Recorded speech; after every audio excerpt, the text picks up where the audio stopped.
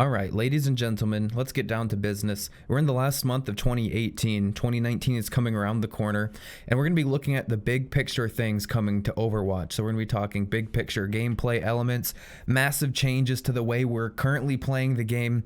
We're going to be looking at what's going to be in store for us this coming year, and I kind of have a unique perspective because I've been playing since the beginning, ever since the game was quick play only, day one. So I've been able to see the game evolve and grow. I've been able to see the community change. And so here are my thoughts for this coming year of Overwatch. All right, so let's start with the big topic here. I believe 2019 is going to be a deciding factor year for Overwatch. It's going to prove how this game is going to do in the future, whether it dies or continues to flourish. This is going to be the deciding factor year, and this is going to be because of a lot of different things tying together. Number one, the community, even at the pro level, and again, it's good to point out Siegel's video, asking for major gameplay changes. People are wanting, I think everyone in the community can agree, wanting major gameplay changes, something that is very drastic and actually changes the game as we know it. And some of the more debatable things like hero bans and stuff along that lines, we can have our debates on it, but the community, I believe, is going to be getting something of that nature, and not specifically hero bans, even though I personally am in favor of that. I do believe that Overwatch is going to see some sort of massive change to the way it's been played since the beginning. And another example of this that I do very much see happening within the next year is some sort of role queue system. Like how we got the looking for game system, while that's been cool, I still think we're going to see some sort of introduction of a role queue system that's going to let players pick a role they want, and they can always play that role in a game. And also, as you can expect, we will be getting new heroes every couple of months, just like we have been since the game came out. We're going on 3 years now of Overwatch being out, and we have yet to see multiple heroes released at once. I think that is something that we are on the verge of seeing, as community members are also asking for that. So instead of how, like right now, we get one hero, and it doesn't really change much in the meta. And we've constantly seen this. They add a hero. It takes a long time for it to get adapted. I think something players are really starting to want is seeing multiple heroes being added at the same time. So everything in the meta is completely shaken up. Lots of new, interesting gameplay is happening. I think that's something that we might see for the first time ever in this coming year. 2, maybe even 3 heroes all at the same time. And so now to move on to probably the biggest want in the community, and this has been true since day one of Overwatch, a form of single player or you versus AI experience.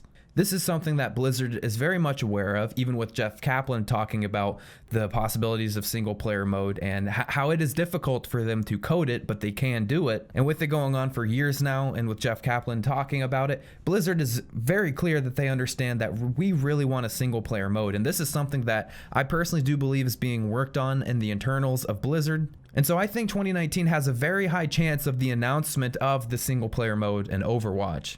And that is going to be another factor in showing, is Overwatch going to be dying after this next year, or is it going to be something that flourishes?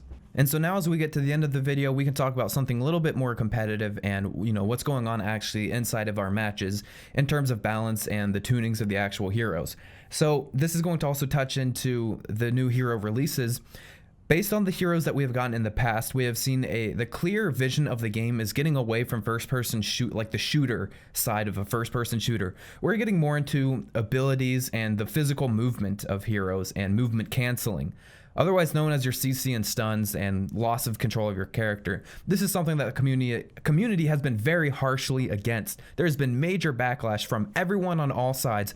Unless you're a Doomfist or Brig main, you probably hate the new heroes.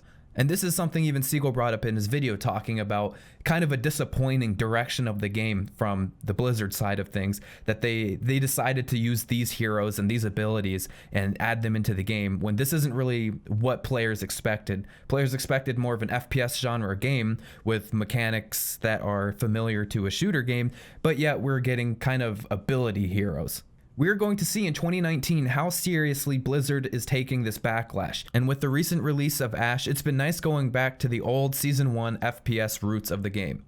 So going forward for 2019, we'll just have to see if they really took the backlash into consideration, and if they're going to make sure heroes from now on have more of a mechanical side to them over abilities and stuns. And I really do think that as well is going to be a major factor into, are people going to keep coming to the game? Because people will come or go away from a game based on its reputation and the word of mouth. Unfortunately, the word of mouth right now for Overwatch is not very good. It's quite bad. And this is something I really hope Blizzard and the Overwatch team in 2019 is able to turn around, because as we know, Overwatch can be just a fantastic and amazing gameplay experience.